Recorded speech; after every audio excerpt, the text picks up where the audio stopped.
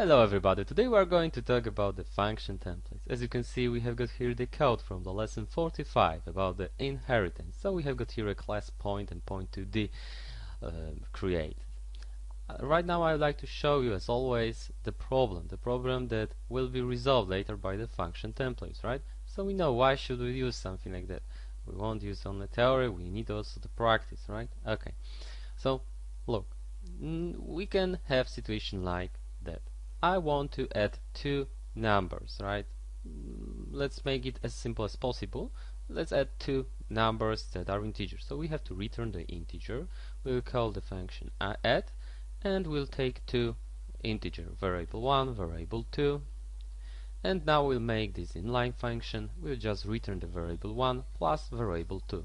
So right now we can easily do something like add and then send here the 2 and 5 to the output. Then we can just build and run the program and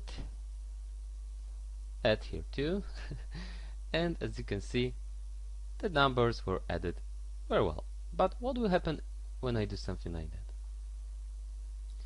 As you can see right now, the result is also 5, even though I sent here the double number, right? Because, well, we had only that function to choose, and our compiler just changed 5.5 to the integer, right? He changed the type double to integer. So it means that, well, if we want to have the right result, we should also create something like that: double, double, double, right? Something like that. As you can see right now, he doesn't know which function he should run because, well, I have got here one variable integer and the second double. So here I am taking two integers, here I am taking two doubles. So which one I should choose? I don't know. He doesn't know, so we have to choose one of them by doing something like that. Well, something like that to not change the result, right? Or we have to just do it that way, right? Or we can just do something like that. We can use the casting, right? And everything will work fine. But when we are using function, we shouldn't think about things like that, right? That would be horrible if I had to remember about things like that. So we have to create another function. So for example, I create function like that. The first will be double, the second will be, for example, integer. And I have to create another. For example, that guy will be integer and this guy will be double, right? And right now I can easily build and run that program and everything will work fine. But as you can see, we had to write 4 functions to achieve that thing. And now, well, you know that double, that integer is a big variable, right? It is taking memory. So it is taking 4 bytes of memory, this guy is taking 8 bytes of memory. Sometimes we don't need so big numbers, right? We could use the short integer or something like that. That would be enough for us. And then these guys here would be a bit slower, so we should create another function. And now I would like to show you something what is called that function templates. And this is something like generalization of functions, right? Generalization of functions. So we can just remove that thing here, and now we can say the word template. So we are creating a template. Then in the brackets like that, in the angle brackets, we can define our own type. This type is called general type. So we can do something like type name, and then we can, for example, do something like T. That T is the shortcut from the type. We can type here anything. This is our type, our name of type. Well, and well, I will just do something like T here, okay? And then I can use the type that I've just created here. It is any type that will be sent to our function. So I can do something like that: t at, then t var1, t var2, and then return the var1 plus var2. So right now I want to do what?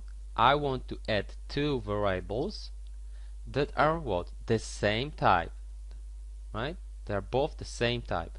So when I do something like that, it will work. When I do the double way,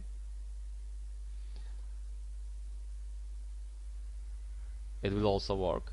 But we can't right now send something like that, because here we just declared only one type, right?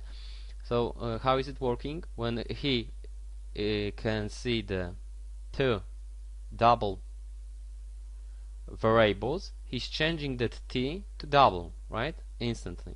So it's very cool, right? We just written only one function, and it really works for also, for example, short integers and other things like that. When both types are the same. But hey, we can create more than one type. I can type something like type name t2, and now I will just change that guy to t2, and now I can easily add the double and int, or I can add the int and double. But as you can see, now we had the wrong result, because first we used what? We used the integer, then we use the double. So the first thing here is the integer, the second thing here is the double. So t2 is double, t is integer. So but I would like to have the double as a result always. How to do it? Well, first I would like to show you something. Normally when you use something like static cast, there is something like that angle bracket. They're very similar to that thing, aren't they? And here we are sending, for example, integer, then in the brackets we are sending, for example, 6.5, and this thing here will be changed to what? To the integer number. So static cast is really a function that is having something like that here. Now as you can see, the result is 6 here. So this is really a template, right? Static cast is really a function template. Here we can also specify what will be in t and what will be in t2 from above, right? We can say it. So we can do something like, hey, I want it to be, for example, the first guy must be double, and the second guy must be also double, right? Both are double right now. And as you can see, the result now is okay. So we can make it always working properly like that. Okay. So as you can see, we've just by creating one function template, we saved our time, right? That's the first thing. But this is the easy situation, and well, I didn't and I used that code here, that point, not by mistake, because I would like to show you something. What about doing something like add, right? Well, let's make it comment right now, and operation on points. I like to, for example, create 2 points. The second guy will be 50 and 3. I want to add the 2 points, so 10 plus 50 and 67 plus 3, so the results should be 60 and 70, right? So that should be our result. And now I am using our function here, right? The add function, and p1, p2. As you can see, we can't do it, even though that both guys here are the same type. So here we have the point to D, here we have the point to D, we're returning a point to D, but it's not working. Why? Because we didn't create the operator function that we talked about before. We created, but firstly I would like to show you another problem. Imagine now that we can't access that place here. we can't add that another function, the operator function. So how to deal with that problem? We can make something like template specialization for functions, and it looks like that. Template, and then we're just creating the two angle brackets, and we are not specifying the things here, right? And then point to the, then add, right, the name of our function. Then we are just specifying, so we are saying that this guy will be point to the for sure variable 1, point to the variable 2, and then we must return the point to the with new values, right? So what? Well, let's create point to d that will be temporary for us, and we'll use the function temporary set x variable 1,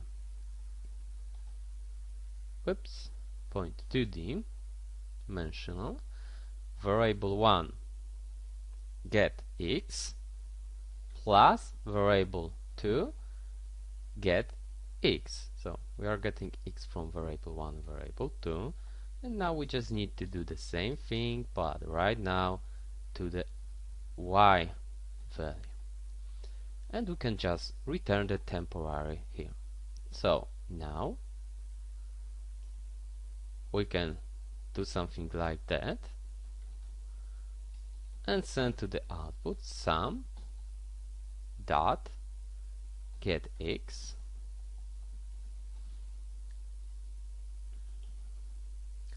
and get y. So the results should be 60 and 70. Sorry, that's my mistake. I didn't use the operator that allow us to invoke functions, of course, that are functions that are not properties. So now it will work fine. As you can see, we have here the results 60 and 70, and of course we have got their messages from the destructors and constructors. So well, we don't need to worry about them. The most important thing is that, right? It's working cool, but we had to specify that because remember, we are imaging situation, we didn't have the way to get access to that place here, okay? That situation might happen because, for example, there's a license like that doesn't allow us change and other things like that.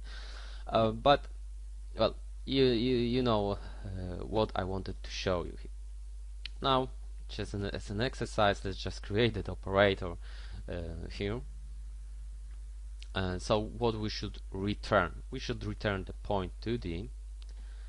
This guy is the operator function, so operator then plus, then we are saying what this what things will be added. So this will be the point to d, right? And this is the declaration. Now we have to define it here, right? And we can do it by saying what will be returned. Then we go inside the point to d. Then we are specifying the operator plus point to d. We'll call that guy object, and here we also need to create the temporary guy, and this time we'll set x that way. This, well, let's use this thing from here because we don't need to write so much. Then set this object that is actual guy, right? The same thing should be done here, plus the guy that will be sent to us by the operator function. So right now we can easily run, well, it's that way. As you can see, the result, we didn't return the temporary, of course. We need to return that. The result is 60 and 70. because now add is working fine with just that one function. Great, isn't it cool? We wrote one function and it's working very well with many other types. One functions for thousands of classes. That's great. This is that function templates. Okay, that's all in the lesson. Thank you very much.